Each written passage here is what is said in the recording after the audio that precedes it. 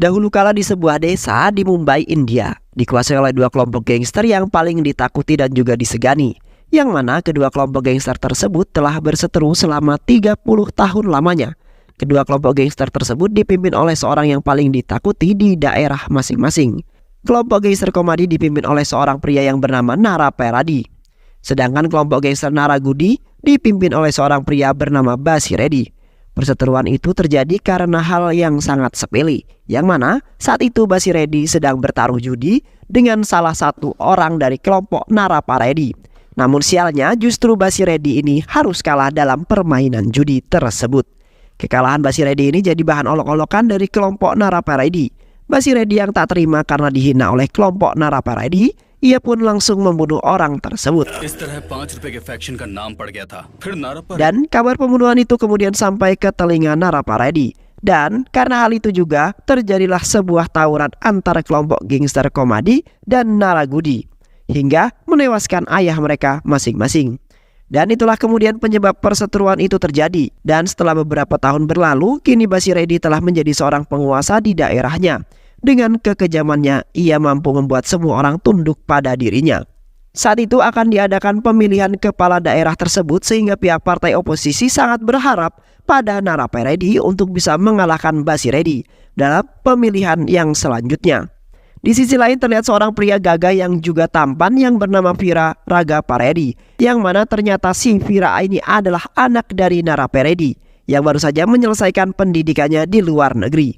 Kita panggil saja Ragava. Saat di tengah perjalanan menuju ke rumah, tiba-tiba mereka mendapat serangan dari para kelompok gangster Basiredi. Bahkan mereka semua diserang secara brutal oleh para anak buah Basiredi. Karena hal tersebut membuat ayah Vira Ragaparedi, yaitu Naraparedi, harus tewas dengan sangat mengenaskan karena tertembak tepat di bagian kepalanya. Melihat hal tersebut tentu membuat Ragava sangat sedih atas kematian ayah tercintanya. Dan karena hal itu juga membuat amarah Ragava kemudian memuncak. Dengan brutal ia kemudian meluapkan marahnya dan membantai semua anak buah Basiredi. Bahkan ia memotong tangan orang yang menembak ayahnya. Ragava yang dikira anak cupu ternyata ia sangat jago gelut.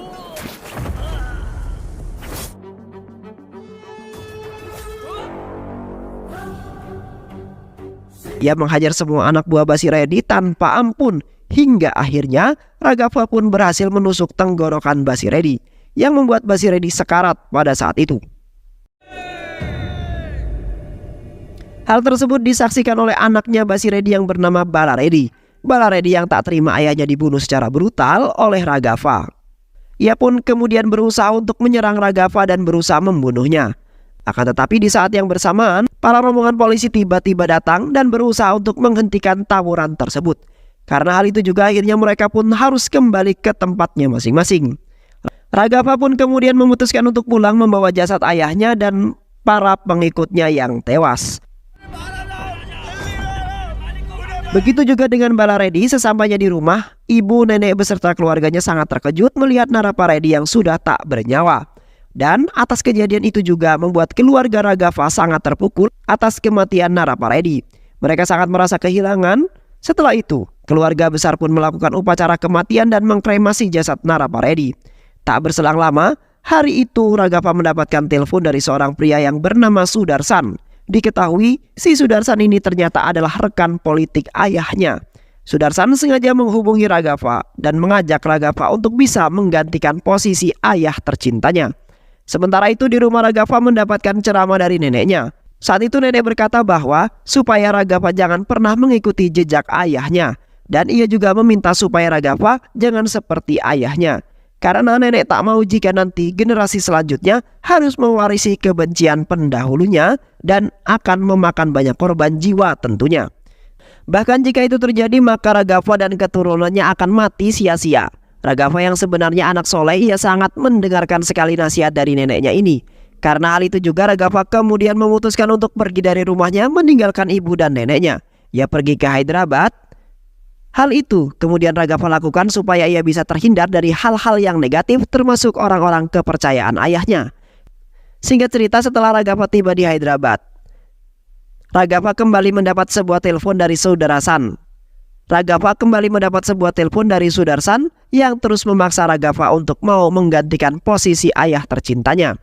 Akan tetapi saat itu Raghafa langsung menolaknya dan berkata bahwa Sudarsan jangan pernah mengganggunya lagi dan meminta supaya ia jangan macam-macam dengan dirinya. Raghafa mengancam akan menghabisi Sudarsan jika berani macam-macam dengan dirinya. Saat di tengah perjalanan, Raghafa ini tak sengaja melihat seorang pria yang mana si pria tersebut sedang nego soal mobil. Namun saat itu Raghafa berkata bahwa jangan beli mobil itu karena isinya sudah banyak yang diganti, tidak asli lagi. Bahkan ada banyak kerusakan di dalamnya. Pria itu kemudian bertanya, dari mana kamu tahu hal tersebut? Sambil mengajak Raghafa untuk mampir ke bengkelnya. Kemudian pria itu kembali bertanya bagaimana Raghafa tahu semua kerusakan yang ada di mobil itu. Raghafa pun menjelaskan semua kepada pria tersebut. Raghafa juga memberitahunya kalau sebenarnya mobil itu adalah milik almarhum ayahnya. Ia sangat mengenal mobil tersebut dan mobil itu rusak saat ia dan ayahnya diserang oleh sekelompok gangster. Karena hal itu juga yang membuat ayahnya harus meninggal. Mendengar hal tersebut tentu sangat membuat pria itu kaget mendengarnya. Diketahui pria tersebut bernama Nilambari. Setelah percakapan yang cukup lama, Nilambari sangat kagum dengan pengetahuan Raghafa tentang permesinan.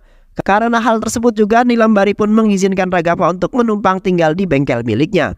Saat malam tiba, terlihat seorang wanita cantik dan juga seksoi bernama Aravinda yang lari ketakutan seperti dikejar oleh sesuatu. Malam itu ia lari ke bengkel Nilambari. Dan secara kebetulan dia bertemu dengan Raghafa. Ia pun kemudian meminta bantuan pada Raghafa. Dan benar saja ternyata si Aravinda ini sedang dikejar segerombolan pria engas yang ingin memperkaosnya. Raghafa yang melihat seorang gadis yang berada dalam bahaya. Raghafa pun berusaha untuk melindungi wanita tersebut. Dia memamerkan kekuatannya dengan membengkokkan besi yang ada di bengkel itu. Seketika membuat nyali para pria engas menciut dan memutuskan untuk pergi dari tempat tersebut. Setelah para pria itu pergi, si Aravinda ini bukannya berterima kasih pada Raghafa, justru ia malah bertingkah sok-sokan dan pergi begitu saja. Sementara itu Raghafa yang melihat kecantikan Aravinda, ia malah merasakan ada getaran cinta di dalam dada. Dan keesokan malamnya saat Raghafa sedang dalam perjalanan pulang naik mobil bersama Nilambari, mereka dicegat oleh polisi karena malam itu ada razia pemabuk. Karena hari itu mereka pun terpaksa turun. Kemudian mereka disuruh memasukkan alat pendeteksi alkohol ke mulut mereka. Nilambari pun protes. Ia tak mau melakukan hal itu karena alatnya bekas jigong orang lain. Nilambari terus menolak dan tidak mau melakukan hal tersebut. Sehingga terjadilah perdebatan antara Nilambari dan juga polisi. Nilambari terus meyakinkan para polisi kalau mereka ini adalah orang yang baik-baik. Namun polisi tak percaya begitu saja. Dan polisi pun menggeledah isi tas mereka. Dan sialnya saat Nilambari berusaha membuktikan isi tas mereka, tiba-tiba sebuah pistol jatuh dari tas miliknya. Nilambari pun auto kaget dong. Kok bisa ada sebuah pistol di mobilnya? Karena hal itu juga akhirnya Nilambari harus berakhir di kantor polisi. Nilambari pun meminta Raghafa untuk membebaskannya. Keesokan harinya Raghafa pun pergi mendatangi seorang pengacara yang katanya sih paling hebat. Dan pengacara tersebut bernama Saradi. Raghafa pun kemudian menceritakan semuanya kepada Saradi. Asisten Saradi yang bernama Balu menanyakan mengapa Raghafa sangat khawatir atas kesalahan temannya. Raghafa berkata bahwa sebenarnya itu tas miliknya. Jadi dia juga merasa bertanggung jawab atas pembebasan Nilambari. Awalnya Saradi sempat menolaknya, namun tak berselang lama tiba-tiba muncullah si Aravinda. Dan ternyata pengacara Saradi ini adalah bapaknya si Aravinda. Aravinda pun menceritakan semuanya kepada ayahnya dan ia juga memberitahu bahwa Raghafa adalah orang yang telah menolongnya kemarin. Karena hal itu ayahnya pun sangat berterima kasih kepada Raghafa. Sebagai ucapan terima kasih, Saradi ini bersedia membantu Raghafa menyelesaikan kasusnya dan membebaskan temannya.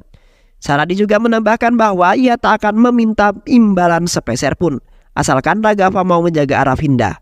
Hal tersebut tentu malah membuat Raghafa bingung. Kenapa saya harus sampai dijadikan bodyguard Aravinda, ungkap Raghafa.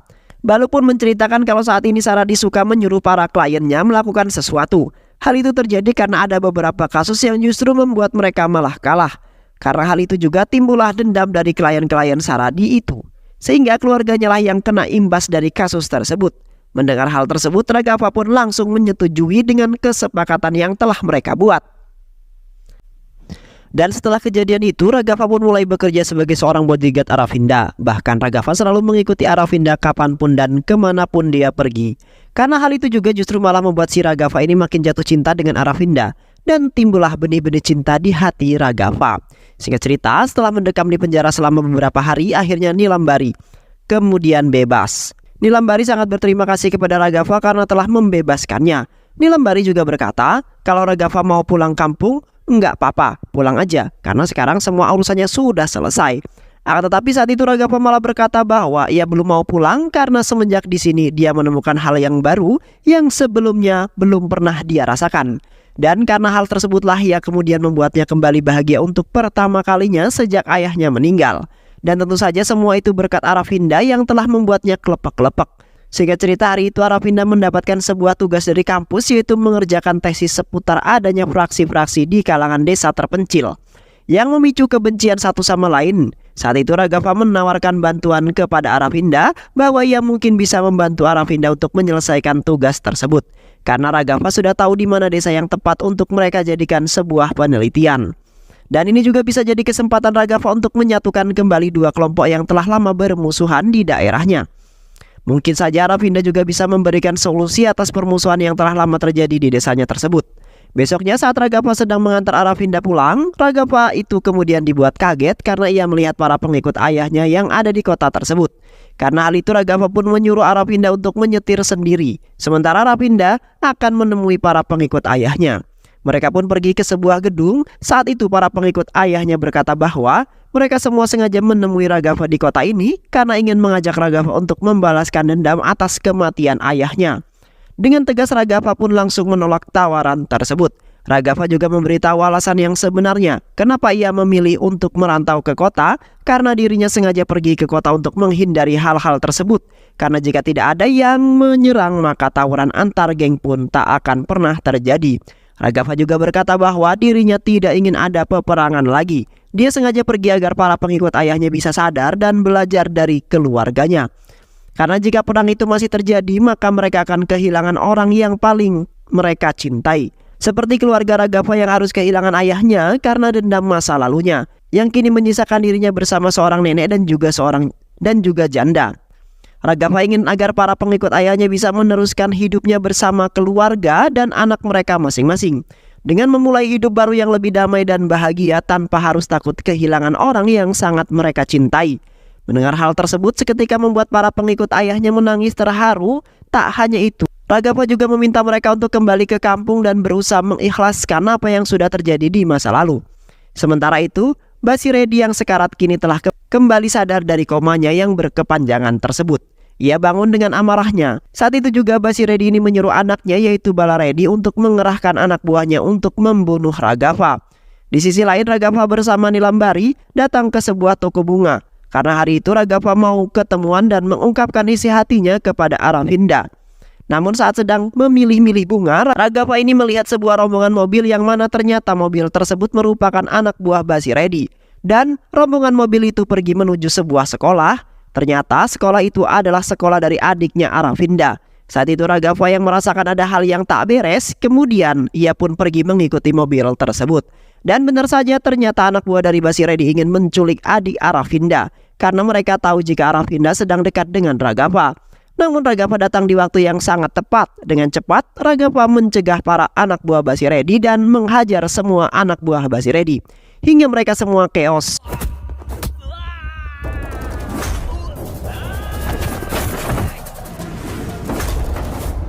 Saat itu Raghafa bertanya siapa yang telah memerintahkan mereka. Dan salah satu anak buah Basiredi bilang dan mereka semua diperintahkan oleh Basiredi karena Basiredi sudah bangun dari komanya dan ia akan membunuh Raghafa. Saat itu Raghafa teringat dengan Aravinda. Ia kemudian segera pergi untuk menemui Aravinda.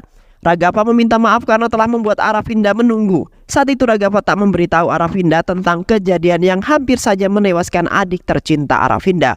Raghafa kemudian memberikan alasan lain yang membuat Aravinda jadi sangat ngambek. Di sisi lain, terlihat Basiredi dan anak buahnya yang baru pulang dari rumah sakit.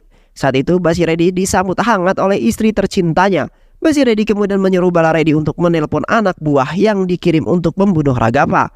Namun mereka tak kunjung ada jawaban karena hal itu juga membuat Basiredi sangat marah.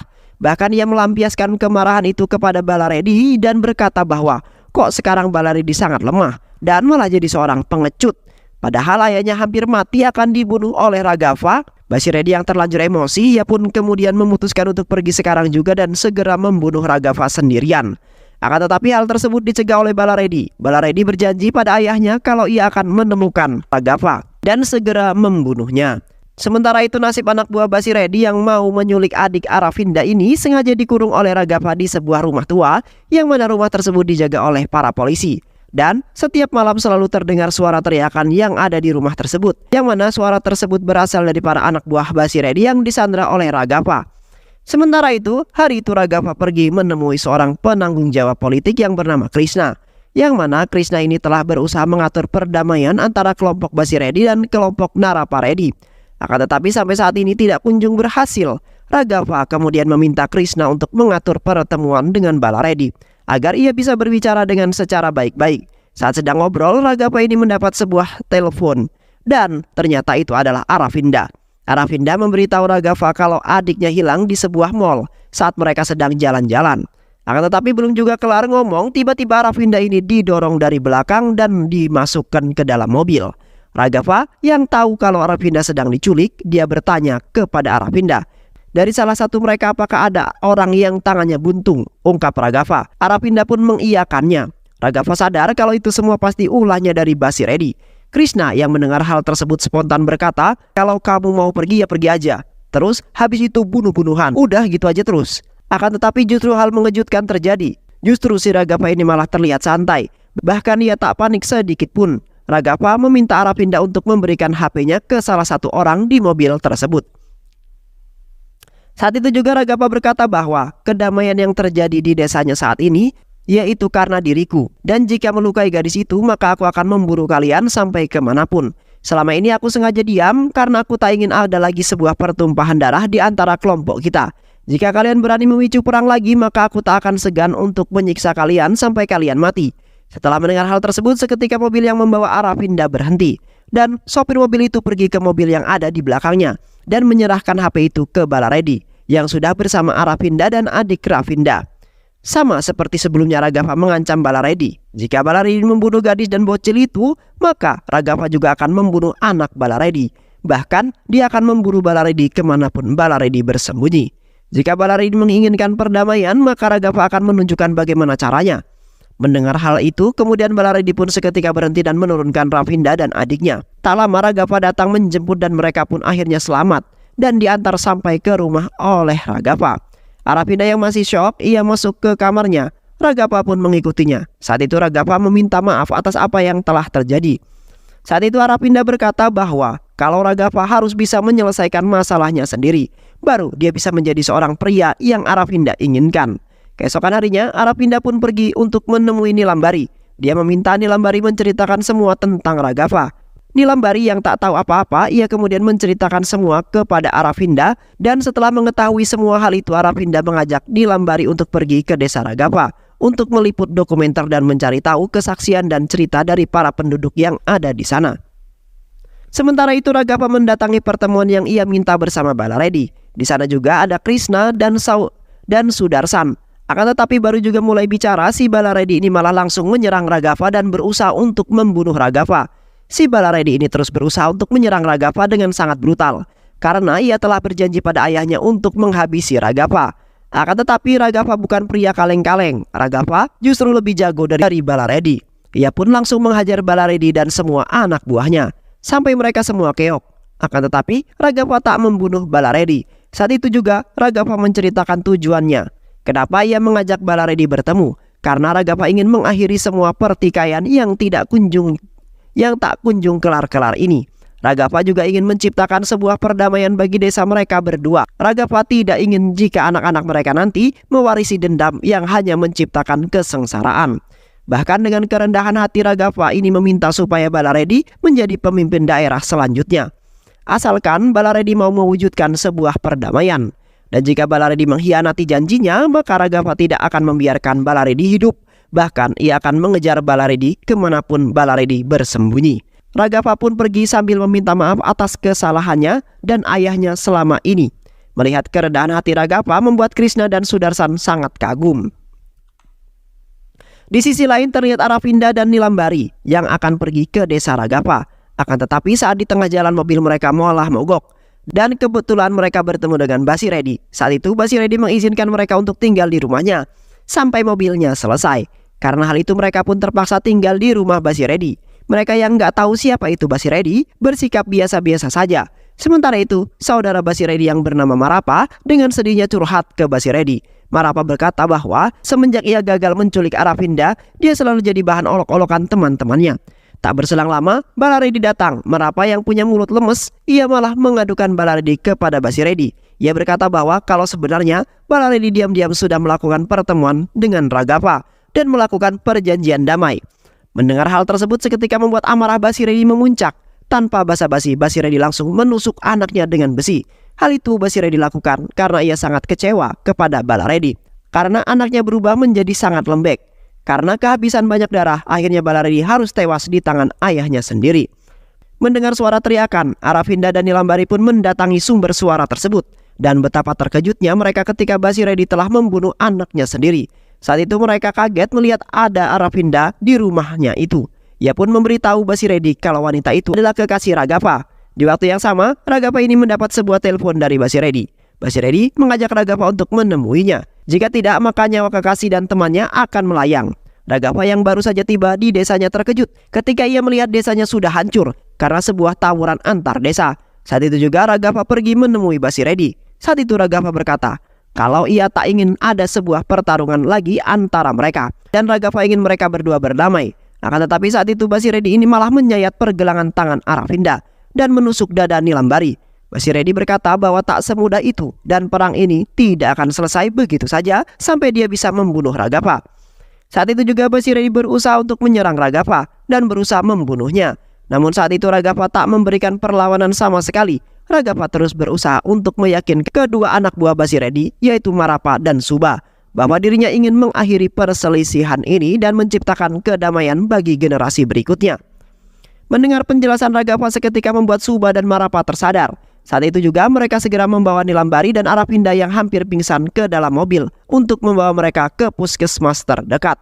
Basiredi yang melihat hal tersebut sungguh tak percaya kepada Suba dan Marapa karena telah berani mengkhianatinya. Padahal mereka sudah dianggap seperti anak sendiri.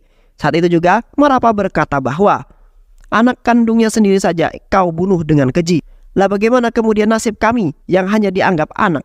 Suba kemudian menghampiri Ragapa yang menjatuhkan parangnya di depan Ragapa sebagai bentuk janjinya bahwa peperangan tidak akan terjadi lagi.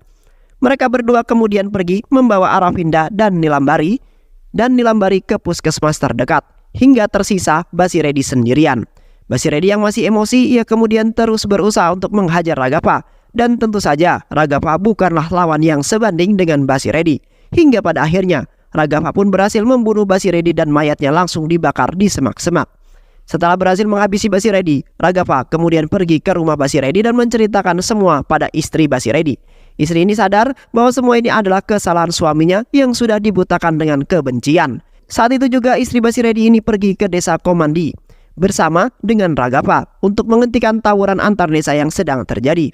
Saat itu Ragapa menyuruh mereka semua berhenti dan Ragapa juga berkata bahwa mulai besok dan seterusnya tak akan ada lagi peperangan dan istrinya Basiredi lah yang akan memimpin daerah mereka. Dan Ragapa meminta semua warga agar bisa hidup dengan tenang, damai dan saling menjaga satu dengan yang lainnya. Dan nasib para penculik yang dikurung di rumah tua berhasil keluar. Saat itu Ragapa langsung menyambut mereka. Saat itu Ragapa memberikan mereka sebuah alamat di mana mereka bisa mendatangi alamat itu agar dapat pekerjaan yang lebih baik. Hingga pada akhirnya mereka semua pun dapat hidup bahagia dan film pun selesai. Kebencian dapat menghancurkan begitu banyak hal, termasuk dirimu sendiri. Dan kebencian tidak akan pernah gagal untuk menghancurkan orang yang membenci dan ini adalah hukum yang tidak dapat diubah. Jadi tetaplah saling mencintai satu sama lain dan saling melindungi satu dan lain. Dan saling melindungi satu dengan yang lainnya supaya kita bisa hidup dengan damai dan bahagia. Semoga teman-teman semua terhibur setelah menyimak alur cerita film ini. Terima kasih sudah menyimak video-video LK21 Revive. Semoga sahabat semua terhibur dan sampai bertemu lagi di video-video berikutnya. Wassalamualaikum warahmatullahi wabarakatuh.